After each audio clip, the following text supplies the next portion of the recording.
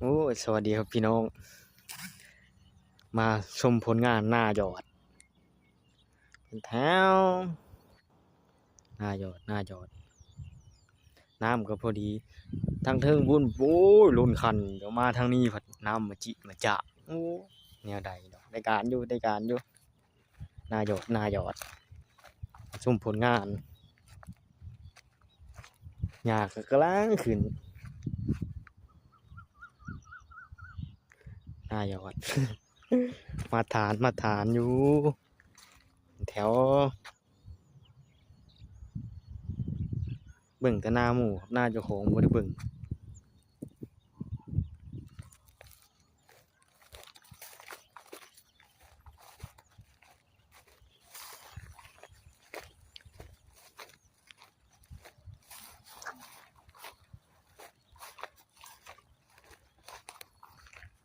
นี่แหล้วหน้าหยอด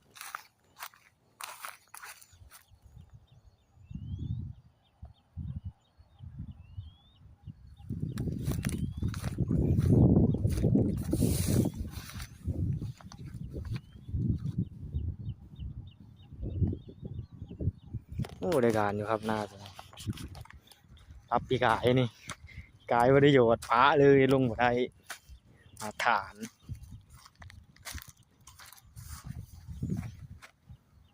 ถ่าย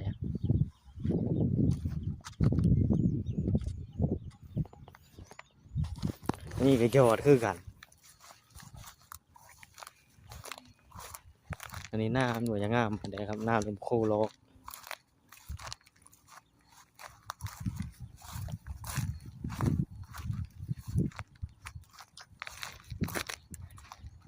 พามาโลดซื่อแล้วครับมาไถนาใกล้อีกเลยมาเบิ่งพิษแต่บ่มีน้ำโอ้ยแม่นมีน้ำจะได้การจัง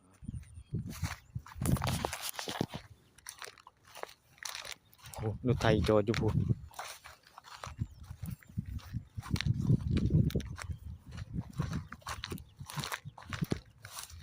พาโลทงโลท่าตามภาษาลูกสาวนา มาทานแต่ตกแถวเจมก็แซมเอาแล้วโอ้มีน้ำเว้ยหญ้ายังบ่เคยขึ้นไปได้ครับตัวนี้พิษอย่างเดียวมันบ่มีน้ำมีแต่มันยังมาบ่ฮอดหนา